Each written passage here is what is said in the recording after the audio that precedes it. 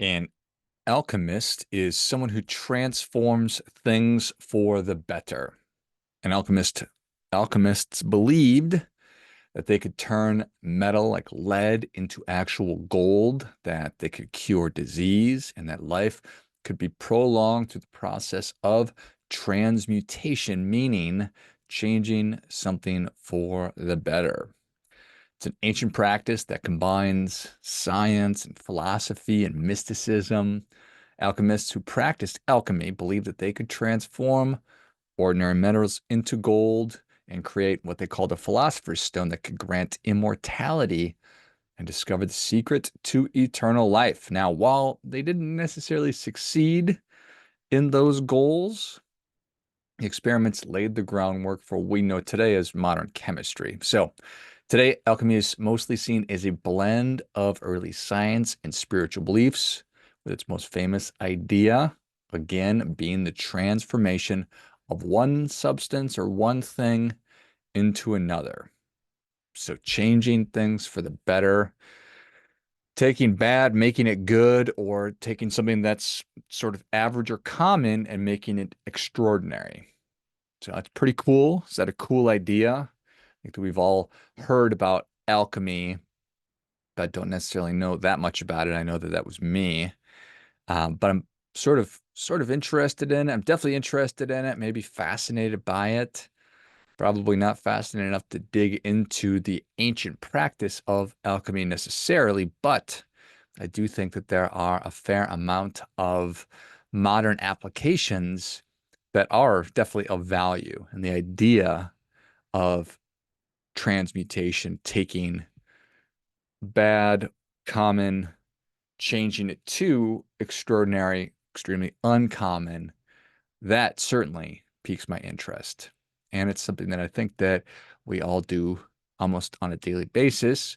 And it could be another human superpower that we don't tap into enough, that we ignore, that we don't think enough about.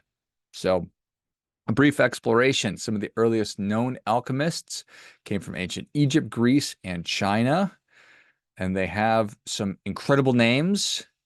And I'm not really going to do them justice and probably cause them to roll over in their graves or wherever their final resting spot may be. But from ancient Egypt comes Hermes Trismegistus. He's considered a legendary figure.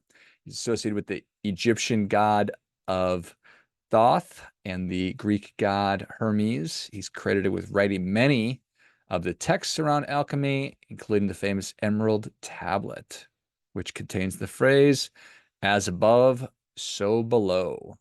Hmm, that's a good one right there. Another ancient Egyptian, Zazamos of Panopolis. He was an early Egyptian alchemist who wrote about he just wrote some of the oldest texts. He described the process of turning metals into gold and believed that alchemy could purify both matter and the soul, as above, so below. Not only the physical world, but also the spiritual world or your soul, however you want to think about that. Mary the Jewess from ancient Egypt, also known as Maria Prophetessa, is considered one of the founding figures. She invented several important alchemical apparatuses, such as the Bain Marie, a double boiler used for gentle healing. From ancient China, Wei Boyang, he was one of the earliest Chinese alchemists, known for writing about the creation of elixir of immortality in the process of turning base metals into gold. From ancient Persia, modern day Iraq, Jabir ibn Hayyan is considered the father of Islamic alchemy. He wrote extensively on alchemy, chemistry, and medicine, and he worked to lay the foundation for later development. So, lots of great names and lots of great thinking. And obviously, here we are talking about these folks who lived a really, really, really long time ago. We're talking about in the first century, for goodness sakes, and even in ancient Greece in 300 AD. So a really long time ago. Um, so their work, whether or not they actually ever succeeded in actually turning lead into gold, or as above, so below, however that took shape. I think that there's a lot to be learned. So, are there any examples of modern day alchemists? So, just thinking about taking something or making something out of nothing, or taking something that is common and making it extraordinary. Does anybody come to mind for you? I think that we're in a time where we're celebrating a lot of entrepreneurs. So certainly Steve Jobs could easily be considered a modern day alchemist. Created a lot of the technologies and the experiences that we're having, the iPhone, obviously.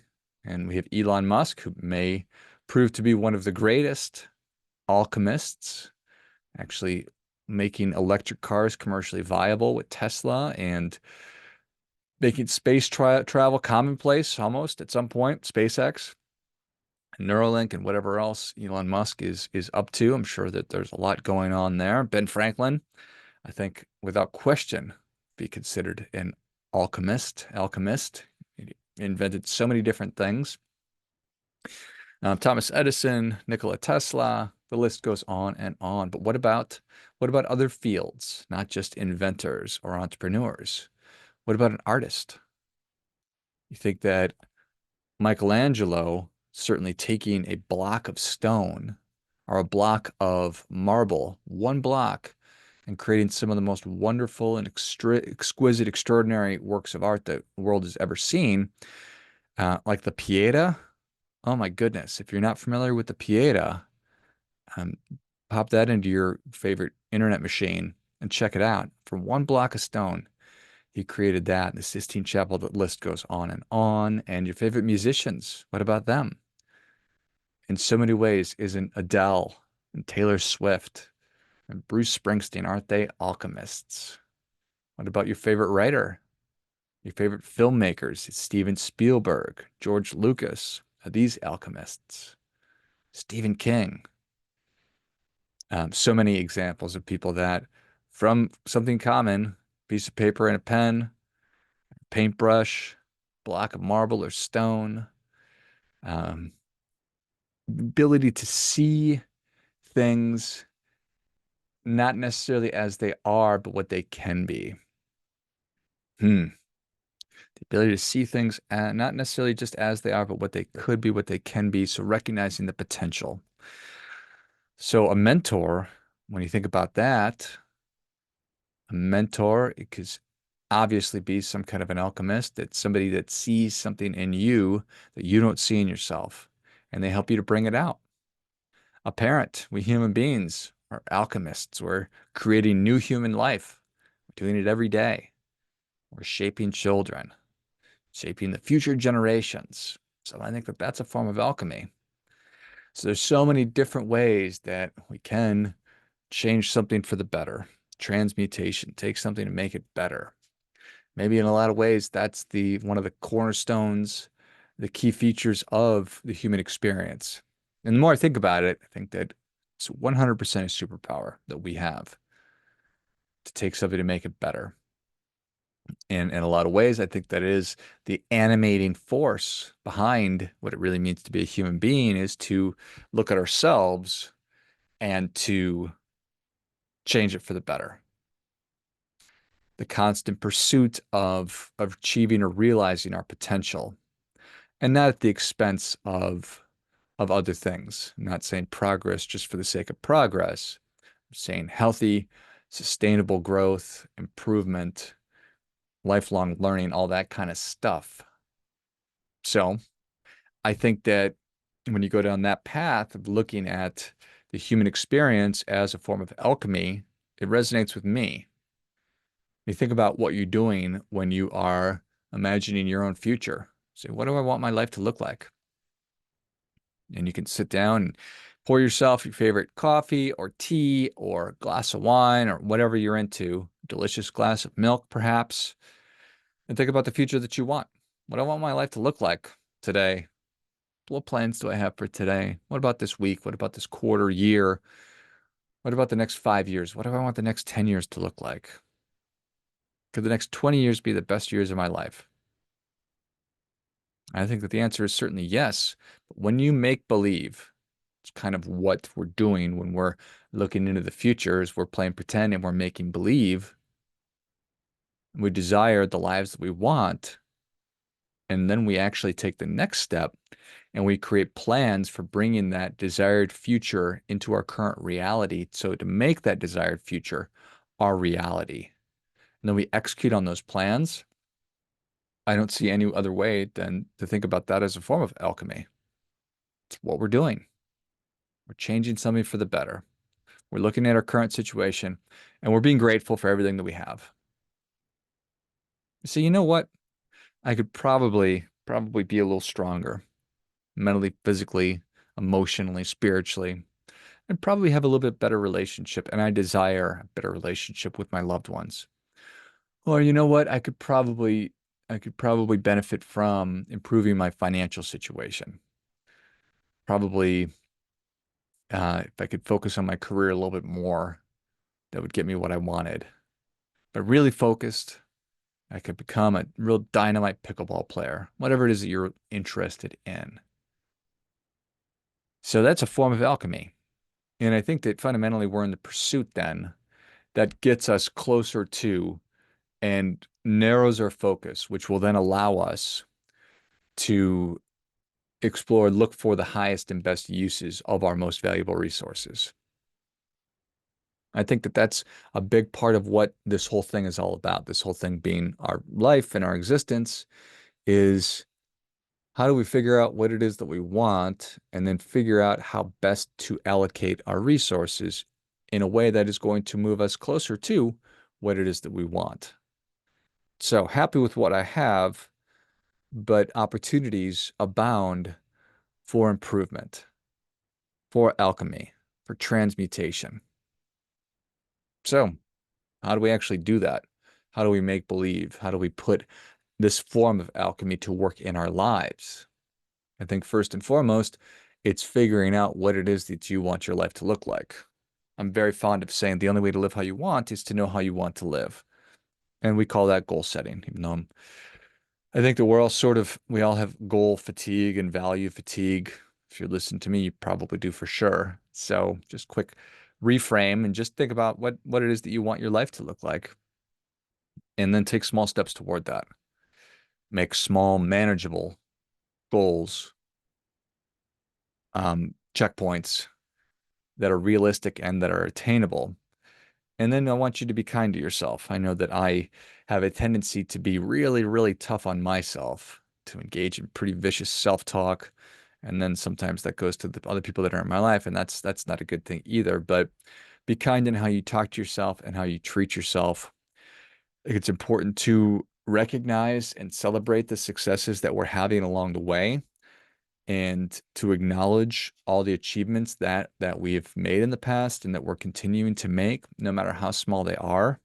That reinforcement, and important to learn from our failures because we're going to have those. I guess first and foremost, to not let bumps in the road or failures sidetrack us or get us to have us stop doing what it is that we set out on doing, because that's going to happen. So shifting that from, woe is me, and I'm going to give up this whole thing, to it's just an opportunity for me to grow and to get better, to avoid this next time. And then I think it's really important to surround yourself with supportive people and get the help that you need. I know that over the course of my life, I've been guilty of not looking for, not reaching out, not accepting help from other people. And that's a function of ego, it's a function of pride, both of which are not super helpful when it comes to living a great life. So surround yourself with supportive people, ask for, accept help. Don't be afraid to ask for it. We can all benefit from it. And then what happens when you try something and it actually works? How does that feel? What happens? Feels awesome.